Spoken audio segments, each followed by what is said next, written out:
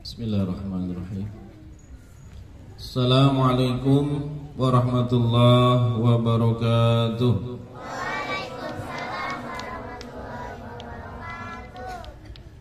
Bismillahirrahmanirrahim. Wassalatu wassalamu ala rasulillah wa ala alihi wa sahbihi wa mawalah. Ashhadu an la ilaha illallah wahdahu la syarikalah wa ashhadu anna Muhammadan abduhu wa rasuluhu wa la nabiyya ba'dah. Alhamdulillah, marilah kita sama-sama ucapkan sebagai bentuk rasa syukur kita kepada Allah Subhanahu wa taala, yang mana pada kesempatan hari ini di hari Sabtu ada sesuatu hal yang luar biasa di kandang juang. Ini kita hampir berapa tahun ya? Hampir 2 tahun kita sepi daripada pengunjung, sepi daripada yang nengok kita semuanya. Kita sadar bahwa bangsa ini sedang berjuang untuk melawan pandemi. Alhamdulillah, semoga dengan pertemuan ini menjadi titik awal sehingga banyak lagi yang bersilaturahmi, bisa menyambung lagi silaturahmi yang sudah sekian lama ini terputus.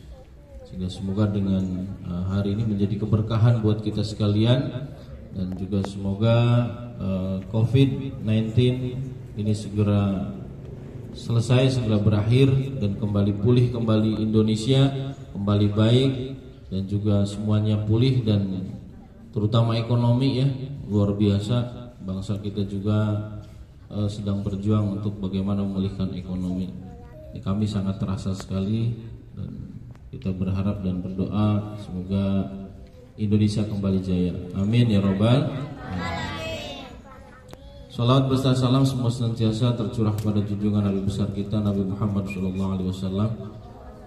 Kita berharap dan berdoa semoga kita semuanya, anak cucu kita, kakek moyang kita semuanya dapat kelak mendapatkan syafaat dari baginda Nabi Muhammad SAW. Yang saya hormati dan saya banggakan ayahanda Dr. Ipik Permana. Ini beliau bukan orang lain bagi kandang juang. Sering saya track ya. Kalau di Cirebon tuh ada istilah nge-track ya.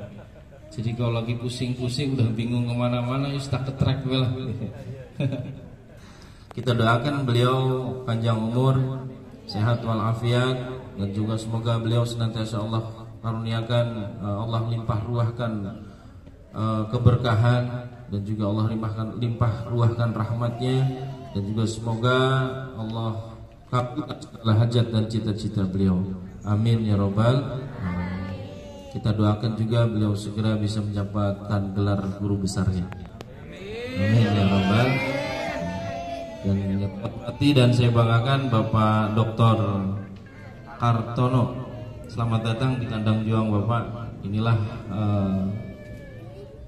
sesuai namanya kandang juang ya.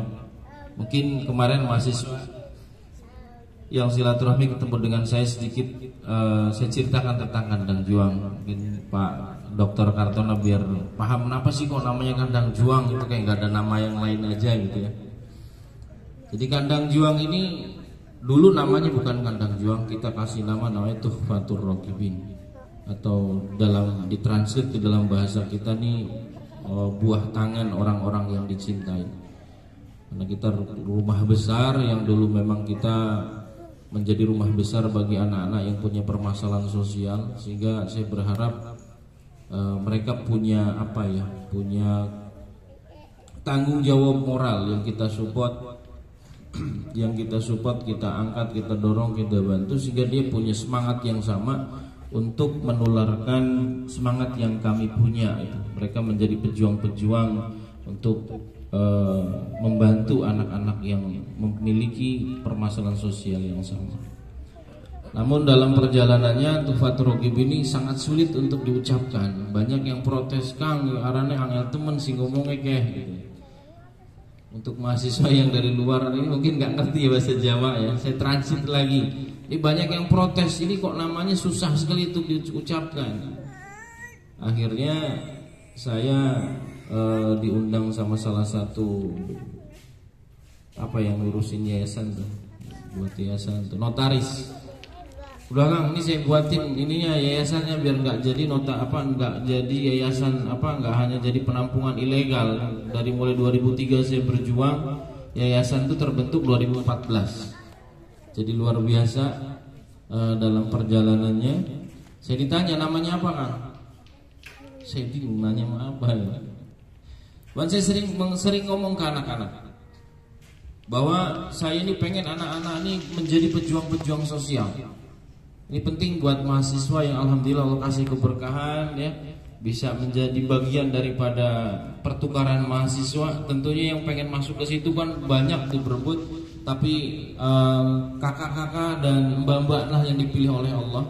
Ini adalah suatu pengalaman yang luar biasa. Ini adalah sebuah kehendak Allah, kehendak Tuhan yang luar biasa, sehingga harus dimanfaatkan betul. Apa sih maksud Tuhan memilih saya untuk bisa menjadi bagian daripada pertukaran mahasiswa ini? Saya yakin ada maksud Tuhan yang luar biasa untuk para peserta semuanya. Tinggal digali apa? Ya, karena tidak semua bisa bernasib yang sama. Kembali ke laptop ya. Saya sering ngomong ke anak-anak bahwa Abi ini pengen kalian ini jadi pejuang-pejuang sosial. Bangsa ini nggak kurang-kurang dari orang pintar. Kira-kira setuju nggak? Nggak kurang-kurang dari orang-orang yang luar biasa. Nggak kurang dari orang-orang yang hebat. Ya, bahkan saya sering dikunjungi oleh orang-orang ya, beberapa orang-orang datang. Orang-orang hebat itu lebih memilih kerja di luar negeri daripada di Indonesia katanya. Kenapa Pak? Kau lebih memilih di Aceh? Jangan pakai mic ya. Dengar ya? Dengar. Mereka lebih memilih kerja di luar negeri. Barangkali kedengar sama tetangga. Orang-orang kaya kira-kira di Indonesia banyak apa enggak? Banyak sekali. Bahkan kemarin saya baca bangsa kita hari ini di NTB kalau tidak salah ditemukan emas seberat 1 miliar ton. Waktu segimana tuh banyaknya ya? 1 miliar ton. Bangsa kita bangsa yang luar biasa, kaya raya. Tapi kenapa kemudian setiap bayi yang lahir kita punya utang 20 juta?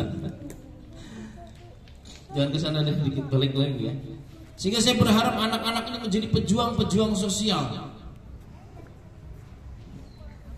Karena yang tidak ada di kita ini adalah, yang kurang dimiliki oleh kita adalah jiwa-jiwa sosialnya. Andaikan kita memiliki jiwa-jiwa sosial, jiwa-jiwa kepedulian yang tinggi, hari ini real, apalagi kalau Instagram kan real ya. Terus kalau di TikTok apalagi, ini pura-pura tuh yang pakai kaos biru, pura-pura nggak tahu tuh. Apalagi video-video pendek yang kalian paham ya. Reel, TikTok, snack, apalagi tuh? Hello. Jupri pengen ngomong takut dibully nih. Hello. Nonton aja tuh. Hello, yang di YouTube apa tuh? Short. Yang laku menurut hadirin apa tuh? Yang banyak ditonton? Bukan. Kontennya apa yang paling laku?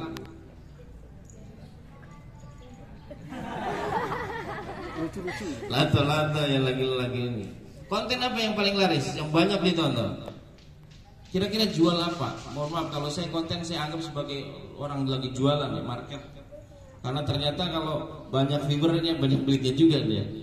Jadi saya anggap itu market. Ini yang belum bangkit dari anak-anak kandang juang, bahwa market itu luar biasa. Berkali-kali saya edukasi anak-anak untuk bangkit bikin video, masih belum muncul pikirannya. Banyak orang yang kaya, ya Deddy Corbuzier hari ini meninggalkan media mainstream, ya dia lebih memilih ke YouTube karena duitnya banyak. Ini belum bangkit. Kembali ke laptop. Apa yang mereka jual? Yang paling laris, yang paling banyak ditonton? Jual kesedihan. Setuju nggak? Jual kesedihan, setuju nggak? Ya biasanya kan bantu orang gitu kan, sedekah. Mohon maaf Kak Willy, ada namanya Willy juga, dia pemain apa? Dia pemegang akun real ya, juga YouTube, namanya Willy tuh. Itu dia jual kesedihan, dia bantu orang, tukang beca, Grab. Kan hari ini Grab itu dianggap sebagai status sosial yang mohon maaf kasta paling rendah seolah-olah.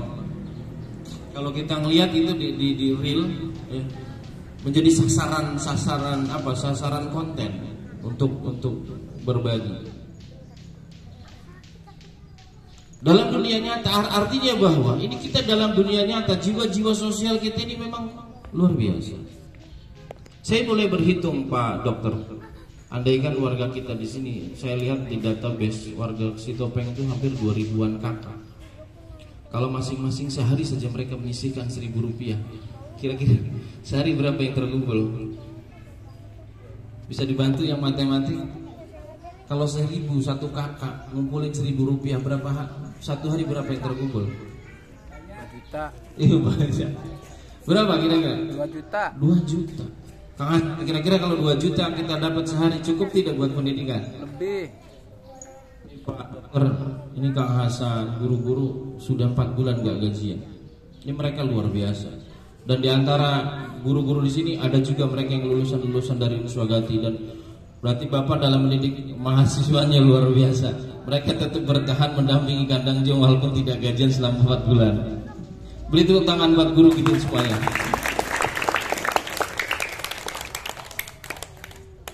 Ini duhur ya? Belum, baru jam setengah 10. Panitia saya sampai berapa menit? Saya kalau pakai mic biasanya sampai 2 jam. Biasanya anak-anak protes, udah habis. Saking senangnya pegang mic. Jadi saya pengen anak-anak punya pejuang, menjadi pejuang sosial. Lalu saya ingat itu. Kemudian saya sering mengedukasi. Dulu belum begini kita tempat. Saya dari 2003 menempati musholah tua peninggalan kakek. Kemudian saya menikah dengan istri. Anak-anak saat itu protes karena pertama kita tempat di daerah Suketur sana, anak-anak sudah ada yang sekolah di SMA 9. Kebetulan sama mertua saya bisa jualan di depan. Kita buka namanya wartel ya, bukan wartel. Kita jasa pengetikan dulu ya. Apa namanya? Bukan warnet. Sebelum warnet apa? Kita bantu orang mau ngetik gitulah ya. Di jasa itu. Kemudian anak-anak kalau pulang maunya di sini. Sana jauh bi. Akhirnya kita bikin di sini pakai geribing. Pakai gubuk. Alhamdulillah. Jadi kalau dulu subuh kesiangan itu insya Allah dapat ampunan dari Allah. Karena kamar mandinya satu Pak, rebutan. Jadi pada berdiri sambil ngantuk. Jadi karena kamar mandinya satu dan alasnya masih tanah saat itu. Luar biasa. Saya mensupport anak-anak saat itu suka ngomong gini. Nah, gak penting kita tinggal di mana. Yang terpenting itu kita gak penting tinggal di mana. Daripada kita tinggal di kandang macan isinya tikus, lebih baik kita tinggal di kandang tikus isinya macan. Jadi kata kandang itulah yang sering saya edukasi, sering saya mindsetkan ke anak-anak. Harapannya tumbuh berkembang, mereka mau ya, ada keinginan untuk bisa meraih masa depannya, meraih cita-citanya. Sehingga saya teringat itu, kemudian saya lekatkan 2 kata itu, kandang dan juang. Saya berharap mereka juga dari apa yang saya ceritakan itu seperti itu. Berharap next time mereka semuanya adalah menjadi pejuang-pejuang sosial di lingkungannya masing-masing kelak. Sehingga dalam kesempatan ini saya mohon doakan agar apa yang menjadi cita-cita saya ini semuanya dikabulkan oleh Allah Subhanahu wa taala. Amin ya rabbal alamin. Terima kasih ya. Selamat datang, ini bolak-balik nih buat rekan-rekan mahasiswa yang menjadi pertukaran mahasiswa ini. Selamat datang di Kandang Juang. Mungkin yang kemarin datang sudah ketemu dengan saya, yang belum datang baru ketemu hari ini. Saya dapat kabar ada saudara-saudara kita yang beda dalam keyakinan, tapi itu bukan menjadi masalah. Kalau kita bukan saudara dalam agama, kita saudara dalam satu bangsa dan satu negara.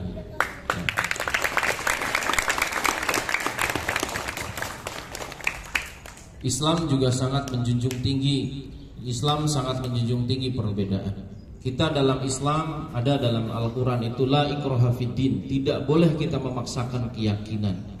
Selama kita mau berhidup bersama, kita bergandengan, kita mau bertoleransi, mau bermasyarakat, gak ada larangan kita untuk hidup bersama. Bahkan saudaraku yang non muslim, ada kisah yang sangat luar biasa. Baginda Nabi Muhammad SAW menjadi Rasul kami, Rasulullah kepada kami. Ada satu kisah menjelang beliau wafat atau setelah beliau wafat itu baru ditemukan bahwa baju kebesarannya beliau, baju besinya beliau, baju perangnya beliau itu dalam keadaan tergadaikan di non muslim. Ini kita kalau mau tarik ada apa di situ? Apa kemudian para sahabat gak mau bantu? Abu Bakar, ya Umar, Utsman, keponakannya sendiri Ali, dan sahabat-sahabat yang lain masih ada saat itu. Kenapa kemudian Rasulullah menggadaikan baju besinya kepada non muslim? Satu hal yang paling utama, yang paling penting, bahwa di situ Rasulullah mengajarkan, ya, mengingatkan kepada kita, menjunjung tinggi toleransi. Kita boleh hidup bareng, yang penting saling menghargai dan saling saling menghargai dan saling menghormati. Bolehkah kita saling tolong menolong? Boleh. Ya. Saling menghormati dan menghargai. Ya, disampaikan pesan kakak dari Cirebon, ya, buat kakak di Papua, bahwa kandang juang luar biasa. Kami tidak membenci saudara-saudara kami yang hari ini dari 2019 seolah-olah kita dibentur-benturkan, betul, antara muslim dengan saudara-saudara kita dari Kristen. Tidak. Kami orang muslim sangat menghargai, sangat toleransi. Tidak ada yang namanya kami musuh saudara-saudara kami lain agama, tidak ada. Kami mencintai semuanya keyakinan, silahkan. Dan sesuai dengan amanat bangsa ini bahwa semua dibebaskan untuk menganut keyakinannya masing-masing. Mari, ya, agama jangan dijadikan sebagai sebagai alat untuk bermusuhan. Agama mari kita jadikan sebagai alat untuk kita berlomba-lomba dalam kebaikan. Ya. Yang terakhir barangkali kalau nggak di stop banyak banget nanti nggak berhenti. Mungkin ucapan mohon maaf ya buat kakak-kakaknya yang mau bermalam di sini. Inilah kandang juang, barangkali fasilitas dan lain sebagainya masih kurang, ya mohon dimaafkan. Nanti sama Kang Syakur bisa dikenalkan mana tempat kamar mandinya, di mana MCK-nya. Ya. Untuk kakak-kakak bisa menggunakan di sebelah sana buat putra, atau sebelah sini nanti buat putri, ada kamar mandinya. Kalau agak kotor-kotor ya mohon dimaafkan. Maklum santri putri di sini agak malas-malas. Tuh pada cemberut tuh gara-gara ngomong gitu tuh. Jadi memang anak-anak kita waktunya luar biasa. Ba'da subuh mereka ikut kajian. Ada kajian kita ba'da subuh jam 6 selesai. Kemudian dari jam 6 mereka beres-beres, sarapan. Setelah sarapan jam 7 harus siap-siap untuk sekolah. Jadi jam 7 kita masuk, sampai setengah 8 mereka melaksanakan sholat duha berjamaah. Dari setengah 8 sampai jam 9 mereka tahfidzul Quran dan tahfidzul hadis. Jam 9 kalau saya ngajar kadang-kadang selesai jam setengah 10 lebih gitu ya. Saking keasikan sama anak-anak.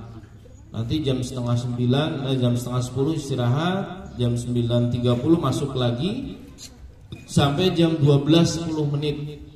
Anak-anak tuh belajar kajian agama sampai dengan 12.10 menit. Kemudian kita melaksanakan sholat berjamaah, sholat duhur sampai biasanya kita selesai jam 13.00 karena ada zikir berjamaah yang kita baca.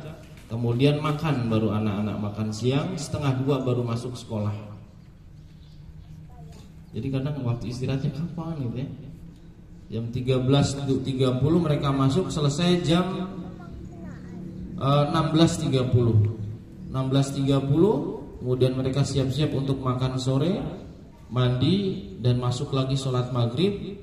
Selesai sholat maghrib kita kajian lagi setoran Quran binadhor ya, binadhoran itu sampai jam 8.00. Sampai jam 8 kita sholat isya itu biasa sampai jam 9, jam 8.30 malam. Kemudian kajian malam kita biasa laksanakan lagi sampai jam 10. Jadi kalau udah jam 10 anak-anak tuh lelah tidur.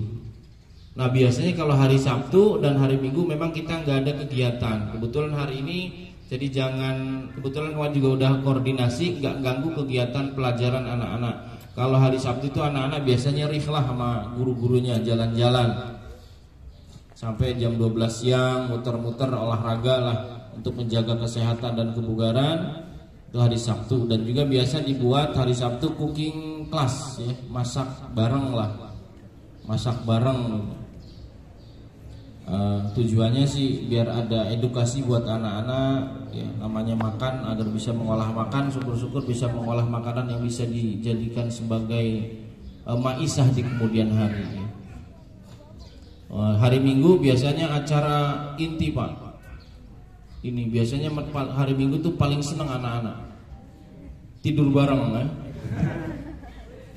Tidur bareng udah. Kalau hari Minggu duhur aja lewat dah. Gak ada suara azan, gak ada apa wis pokoknya Pak, hilang wis. Iki masjid juga yang malah kawangnya turu wis Pak, bocahnya lali nih kira-kira di minggu. Ya sudahlah, memang mungkin butuh istirahat ya. Padahal menurut saya istirahat itu udah sangat luar biasa. Kalau kita nukil dari ta'lim muta'alim, seorang santri, seorang mahasiswa itu kalau pengen berhasil tidurnya itu cuma 2 jam gitu.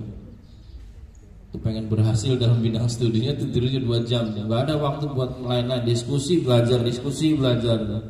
Kalau lihat di ta'lim muta'alim, bahkan tidurnya juga nggak pakai bantal. Kakak Badar masih pakai bantal ya. Tapi semoga berhasil belajarnya. Kalau di ta'lim itu tidurnya pakai batu supaya 2 jam aja udah kenyang gitu tidurnya. Ali pakai apa li? Boneka. Tambah lali li. Baik, itu saja bisa disampaikan. Mohon maaf barangkali terlalu panjang dan lebar. Sekali lagi selamat datang di Kandang Juang. Semoga acara dilaksanakan berjalan lancar, tidak ada kekurangan suatu apapun. Dan imbuh ya. Saya minta maaf tadi agak lupa ke kakak-kakaknya. Mohon maaf kalau ada. Ini anak-anak biasanya kalau dikasih hati suka minta ampela. Biasanya anak-anak kita begitu. Jadi ya mohon dimaafkan kalau kurang akhlak, kurang azab. Biasanya anak kok gak ada akhlaknya banget sih kayak begini amat gitu ya. Ya mohon dimaafkan. Bukan kita gak ngajarin, kita pendidikan akhlak kita ajarkan. Tapi ya biasanya anak-anak suka kolokan. Maklum kadang-kadang mau kolokan ke siapa. Nah kalau kakaknya ngasih hati, siap-siap ampelannya nanti diminta sama anak-anak. Siap kakak-kakak diminta ampelannya? Alhamdulillah. Tuh diminta ampelannya ya. Assalamualaikum warahmatullahi wabarakatuh.